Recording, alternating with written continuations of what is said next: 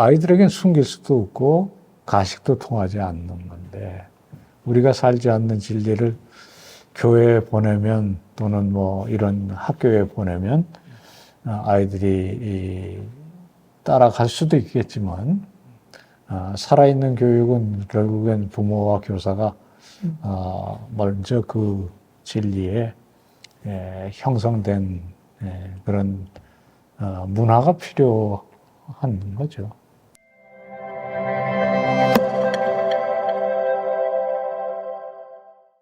교수님 궁금한 게 있습니다. 그 네덜란드와 또 네덜란드 이민자들의 그 사회 속에서 경험하셨던 그 교육, 자녀 교육의 경험들을 말씀해 주셨는데 그것이 그들의 기독교 가치관이 스며든 보편적인 삶의 모습인지 아니면 만나셨던 분들의 개별적인 특성인지 그것이 좀 궁금합니다.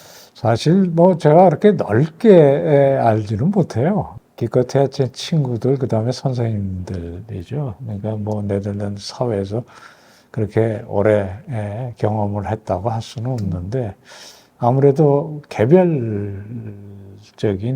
경우일 거고 그러니까 우리가 흔히 그런 얘기를 많이 하잖아요. 서구 사회 특별히 유럽은 신앙이 거의 다 없어서 교회도 다 문 닫고 뭐 이런 얘기들 많이 듣고 그래서 일부 사실이고요. 그러나 이제 우리가 못 따라가는 것이 바로 그런 부분입니다. 그러니까 이거는 말로 소위 말하는 그 칼빈주의, 개혁주의가 아니고 살아있는 칼빈주의인데 그게 실제로 존재한다는 것을 저는 보는 그리고 뭐 그냥 본 게 아니라 사실 굉장히 큰 이제 복을 받은 거죠. 이게 단지 철학에 나오는 게 아니에요. 철학도 사실 거의 세계적인 수준의 탑에 있는 분들인데, 근데 그게요, 저는 우리가 이제 크리스찬으로서 한국 사회에서도 그거를 보여줘야 살 길이 생긴다고 생각합니다. 이게 저는 심지어는 아프리카 사람들 가운데도 그런 분들을 알고요. 나중에 제가 미국 대학에 가서 한 2년이나 연구 교수를 했던 대학은 일리노이 대학인데요. 거기는 그냥 그 미국 공립대학입니다.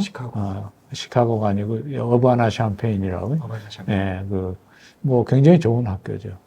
거기 커뮤니케이션 연구소에 그 뭐 신학 절대로 아닙니다. 이거는 소위 신문 방송학의 커뮤니케이션과인데 거기에 제일 유명한 교수님 역시 그분도 화란계 분인데 저를 초청해서 2년 동안 정말 지극정성으로 돌봐주시고 멘토가 되어주시고 뭐 그런 그 환대의 문화가 사실 초대교회로부터 내려오는 크리스찬의 모습인데 아까도 말씀드렸지만 제가 좀 이제 지금까지도 부끄럽게 생각하는 거죠. 예를 들어 뭐 아프리카 우간다에서 온 학생, 베트남에서 온 학생, 저희 총신에서 만난 학생들 밥은 가끔씩 사주는 일을 해도 얘를 우리 집에 뭐 묵게 해서 한 일주일이라도 같이 생활할 수 있을까?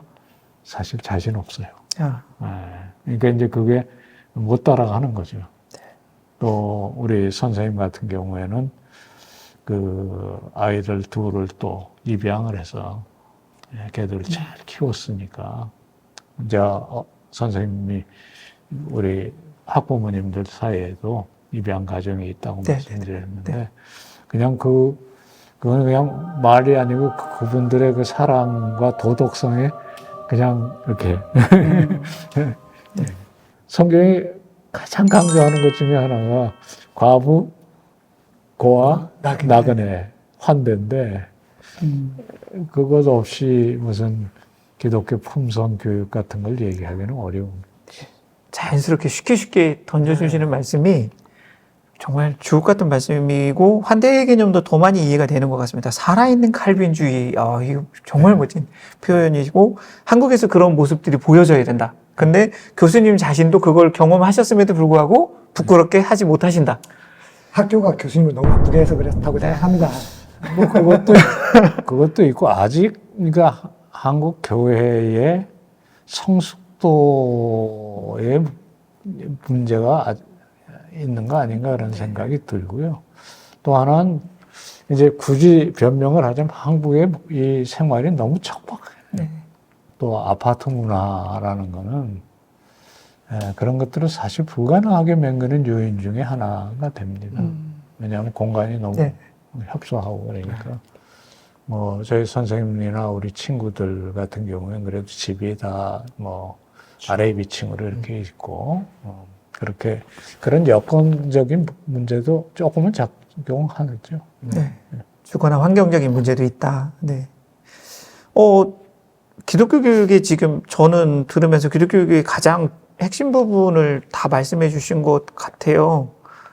그러면 이런 환대 문화, 살아있는 칼빈주의, 그걸 삶으로 보여주는 것이 어쩌면 그게 전인 교육이고, 예, 부모가 해줘야 될 거고, 지금 교사가 해줘야 될 거고, 교수가 해줘야 될 거고, 목사가 해줘야 될 거고.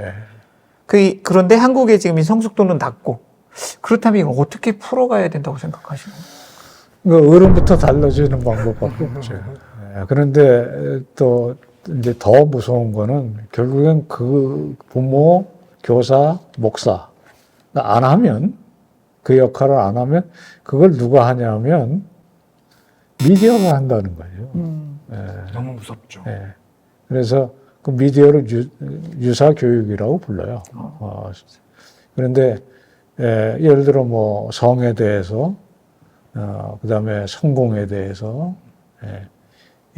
인생의 목적에 대해서 사실 그 삶으로 뭐 칼빈주의는 그렇게 중요한 게 아니고 성경을 삶으로 보여주는 성경의 진리를 삶으로 보여주는 기독교 진리를 기독교 세계관을 삶으로 보여주는 일을 이 셋이 못하면 결국에는 다른 세계관, 다른 가치가 이제 아이들에게는 거의 자동적으로 둘러싸여 있잖아요. 우비쿼터스입니다. 24시간 언제나 기꺼이 토해내는 거기 때문에 사실 우리는 그 싸움에 있다고 생각이 돼요. 예전에 기독교 한국교회에서 영적 전쟁이라는 말을 참 많이 썼는데 사실 너무 표현이 기독교적이어서 그렇지 여기가 정말 첨예한 전쟁터라고 맞습니다. 생각이 듭니다. 막을 방법도 없어요, 지금은. 그 과거에는 뭐 예를 들어 저도 그런 교육을 했습니다만 미디어 리터러시 교육 가운데 뭐 텔레비전은 어떻게 봐야 되고 뭐 이런 얘기는 지금은 뭐 다 1인 미디어, 개인 미디어가 돼버려서 아이들이 신앙적으로 스스로 가치관이 정립이 안 돼 있으면 뭐 막을 방법이 없습니다. 그러면 지금 미디어에서 그 역할을 하고 있다라고 말씀하시는 것과 부모, 교사, 목사가 이 역할을 해야 된다라는 부분이 있는데 그냥 놔두면 미디어가 교육할 거다. 그러니 우리가 해야 된다. 우리가 그거를 실제로 하려고 그럴 때 저는 이제 북미나 북유럽의 이런 교육들을 보면서 1번이 한국에서는 경험한 일이었고 본 일이었고 들은 일이었기 때문에 알지 못한다. 하고 싶어도 이런 생각을 참 많이 했거든요. 그래서 보고 듣고 경험하는 일을 먼저 우선적으로 시켜야 되지 않을까? 그게 저는 첫 번째 단계라고 생각을 했거든요. 결국 뭐 부모 교육이 함께 가는 수밖에 없는 거죠. 그래서 어느 목사님이 저에게 가르쳐 주신 건데 비행기에서 문제가 생기면 마스크가 떨어지면 그 안내가 뭐냐면 부모부터 써라. 애쉬 올라가기. 그게 바로 그런 시사점을 준다는 건데, 정말 동의했어요. 그러니까 우리가 먼저 기독교적인 그 진리에 감화가 돼서 뭐 아이들에겐 숨길 수도 없고 가식도 통하지 않는 건데 우리가 살지 않는 진리를 교회에 보내면 또는 뭐 이런 학교에 보내면 아이들이 따라갈 수도 있겠지만 살아있는 교육은 결국엔 부모와 교사가 먼저 그 진리에 형성된 그런 문화가 필요한 거죠. 그런 부분에서 그 문화가 형성되는 것은 그 사회가 가지고 있는 가치가 문화로 저는 드러난다고 보는데 네. 그런 부분에서 교수님께서 아까 철학의 부산물인 뭐 기독교 세계관이라 했지만 그 기독교 가치관과 세계관이 깊이 있게 우리가 좀 공부가 돼야 되지 않을까라는 생각도 갖고 있거든요.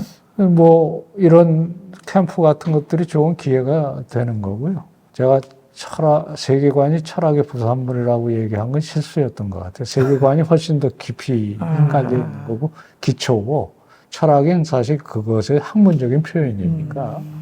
그런데 뭐 철학은 보통 상식적인 차원에서 말하는 철학 말고요. 진짜 전문적인 철학은 세계관의 기초에서만 가능한 건데 그 세계관이라는 건 그렇게 뭐 누가 학문적으로 안 가르쳐도 자연적으로 습득이 되는 겁니다. 뭐 벌써 이야기 학교 10년 동안 이렇게 열심히 해오셨으면 여기에도 기초적인 것이 깔려서 그게 이 지금 캠프를 비롯한 이런 것들을 가능하게 하잖아요. 네. 제가 굉장히 인상적으로 본 건 제가 아까 우리 목사님 그 다윗 얘기를 쭉 하고 기도회를 끌어갈 때 아이들이 떠들지 않고 앉아서 그걸 다 한다는 거예요. 그거 쉬운 거 아니거든요. 사실 아이들 정말 어린아이부터 지금 중학생까지 한 자리에 앉아서 거의 2시간 가까이 그렇게 그거는 문화가 이미 여기에는 돼 있는 거고 어떻게 해야 되는지를 아는 거고 그것이 이제 소망을 주는 그런 자신감을 주고 자긍심을 주고 그러는 저는 기초라고 생각해요. 그러니까 여태까지는 뭐 캐나다, 미국, 네덜란드 우리는 지금 형편없어 이런 그렇게 생각할 필요가 없는 것이 사실 이나마 이런 것이 되는 나라는 전 세계에서 저는 5개 미만이라고 생각합니다. 어느 나라가 세금 낼 거 다 내고 아이들의 신앙교육과 이 다음 세대를 위해서 시간 내고 재정을 들이고 며칠씩 와서 기도하고 그런 그게 가능하니까 이런 학교가 가능한데 이게 죄송한 얘기지만 이야기 학교 하나가 아니거든요. 그렇죠. 대한민국에 정말 많습니다. 네. 그게 저는 더러 가볼 기회가 있는데 가보면 각자 그 특성에 따라서 정말 놀라워요. 그래서 저는 그 학교들에서 자라는 아이들이 정말 다음 세대에 무슨 일을 할까 하는 그런 기대를 합니다. 네. 시간이 뭐 금방 가요. 교수님하고는 우리 지금 요만큼밖에 얘기 안 한 것 같은데 한국의 기독교 대안교육을 보면서 긍정적인 면도 말씀하셨지만 앞으로 어떻게 가야 되는지까지 언급을 해주셨어요. 그런 부분에 대해서 혹시 또 다른 교수님의 생각이 있으신지 앞으로 기독교 대안교육이 한국에서 이렇게 갔으면 좋겠다. 네, 좀 적어도 뭐 우리 장한섭 교장 선생님도 그 일을 지금 하고 계시지만 연합체가 구성이 돼서 중복 투자 같은 것들을 최대한 피하고 가급적이면 이제 좀 시스템을 제대로 구축해서 예를 들어 시스템이 갖춰줘야만 할 수 있는 것들이 있어요. 교과 과정, 그다음에 교재 개발, 그다음에 교사 교육 이런 것들이 결국에는 그 교사 교육이 제대로 돼 있지 않은 기독교 교육은 뭐 다른 교육도 마찬가지예요. 이게 결국은 교육은 교사가 있어야 하는 건데 그 훈련이 지금 미약하다는 걸 선생님이 제일 잘 아시잖아요. 그러니까 그 수준이 올라가야 같이 올라갑니다. 그런데 그거는 투자 없이 되는 일이 아닌데 그게 이제 분산이 되고 있잖아요. 교파별로 또 심지어는 교회별로 또는 소위 말하는 나름의 그 철학 때문에 이렇게 갈라져 있는데 가급적이면 이게 자원이 모여서 수준이 올라가는 일이 필요한 거죠. 교육적 수준을 높여야 된다. 늘 말씀을 핵심적으로 하셨는데 저희 과제이기는 합니다. 오늘 정말 짧은 순간처럼 지난 이 1시간이 넘은 것 같아요. 네. 다음에 또 기회가 되시면 네. 또 저희하고 이런 그 네. 지혜를 좀 나눠주시면 좋을 것 같습니다. 아유, 저희가. 저도 아주 좋은 시간이었습니다. 네, 너무너무 즐거웠습니다. 너무너무 감사합니다. 감사합니다. 네. 교수님. 고맙습니다. 선생님들과 학부모님들 하나님께서 주신 마음 더욱 복 주셔서 좀 이야기 학교를 통해 아이들이 쑥쑥 이 시대의 다니엘과 같은 에스더 같은 사람 다 되기를 바람하지 않습니다. 네, 저도 한 가지 마지막 끝으로 저기 부탁드릴 건 우리 교수님께서 계속 건강하셔서 이런 기독교 대안교육의 발전을 위해서 조언도 해주시고 이렇게 가르침의 현장도 와주시고 또 유튜브를 통해서 이렇게 또 많은 것들을 전해주시면 참 좋겠습니다. 네, 감사합니다. 노력하겠습니다. 네. 고맙습니다. 자, 교육 이수다 오늘 신고은 교수님과 함께 깊은 대화 나누었습니다. 여러분도 우리 교수님의 이야기를 들으면서 또 다른 어떤 소망, 기대 같이 가질 수 있는 시간이었기를 기대합니다. 네, 고맙습니다. 감사합니다. 자.